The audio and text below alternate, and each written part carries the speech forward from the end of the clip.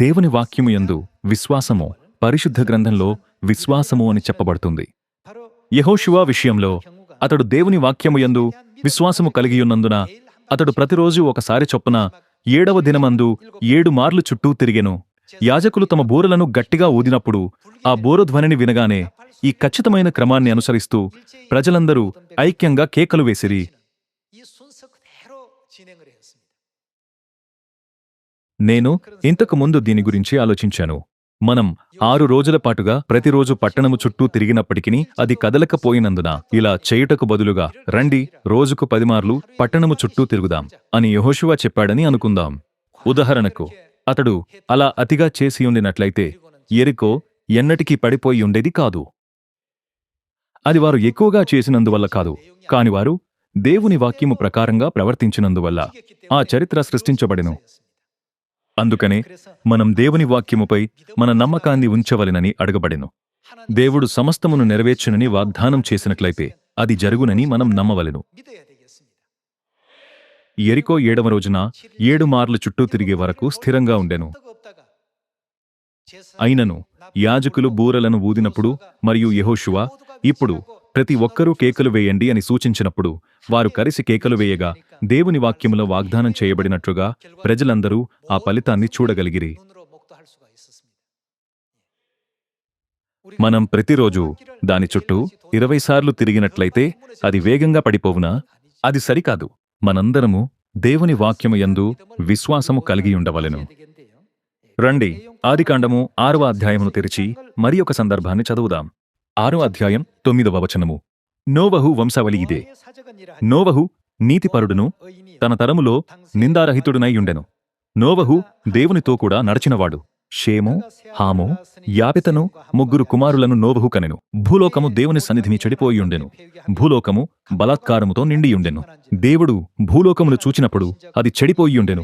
భూమి మీద సమస్త శరీరులు తమ మార్గమును చెరిపివేసుకునియుండిరి.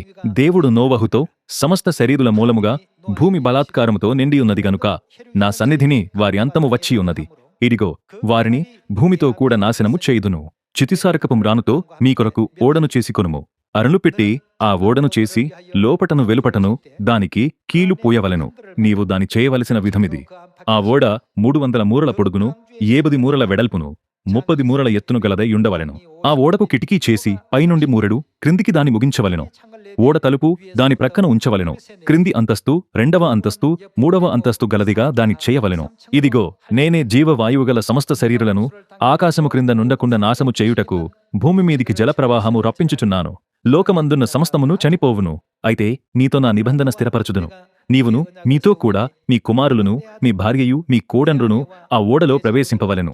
మరియు నీతో కూడా వాటిని బ్రతికించుకొనుటకు సమస్త జీవులలో అనగా సమస్త శరీరుల యొక్క ప్రతి జాతిలో నీవి 2 చొప్పున నీవు ఓడలోనికి తేవలెను. వాటిలో మగదియు ఆడుదియు నుండవలెను. నీవు వాటిని బ్రతికించుకొనుటకై వాటి జాతుల ప్రకారము పక్షులలోను, వాటి జాతుల ప్రకారము జంతువులలోను, వాటి జాతుల ప్రకారము నేలను ప్రాకు వాటన్నిటిలోను ప్రతి జాతిలో 2 చొప్పున నీ యొద్దకు అవి వచ్చును. మరియు తినుటకు నానా విధములైన ఆహార పదార్థములను కూర్చుకొని నీ దగ్గర ఉంచుకొనుము. అవి నీకును వాటికి నీ ఆహారమగునని చెప్పెను. నోవహు అట్లు చేసెను. దేవుడు అతనికి ఆజ్ఞాపించిన ప్రకారము యావత్తు చేసెను. దేవుడు నేను సర్వలోకమును నీటితో పడగొట్టెదను అని సెలవిచ్చినప్పుడు మీరు నమ్మగలరా? నమ్మశక్యం కాని విషయాన్ని దేవుడు సెలవిచ్చారు.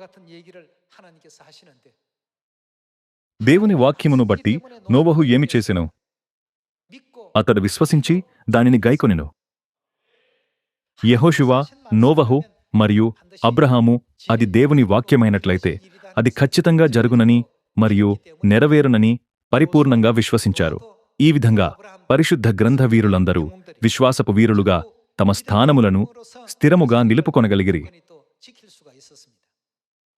నేడు విశ్వాసము ద్వారా చరిత్ర రూపుదిద్దుకొనుననే బలమైన నమ్మకమును మనము కూడా కలిగి ఉండవలెను.